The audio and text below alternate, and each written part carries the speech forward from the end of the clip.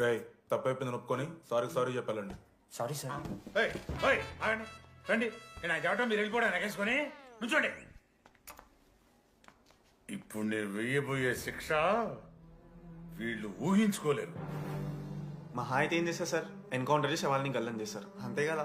గల్లంత చేస్తావా? మేమెంత చేస్తాంరా? అరే ఆయన పోలీస్ అయినా కదా, జస్ట్ ప్రిన్సిపల్ అంతే. జస్ట్ ప్రిన్సిపాలా? రేయ్ మీరు అసలు మామూలు కాదురా. అందుకే మీ పేరెంట్స్ ని పిలిపిస్తున్నా. పేరెంట్స్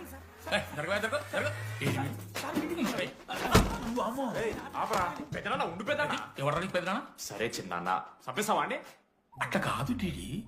ఈ దరిద్రుడు చేసిన పనుల మూలంగా నేను అడ్డమైన ఏదో రకాలు పట్టుకోవాల్సి వస్తున్నదా? నన్నేనా? అంటే మా సార్ అంటానా సార్ నువ్వు?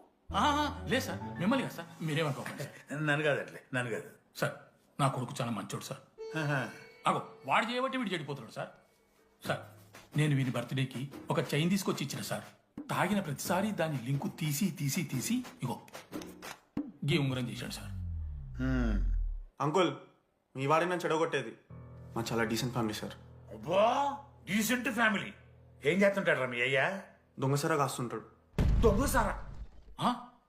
మరి మీ mummy? Home maker uncle. House wife అంట.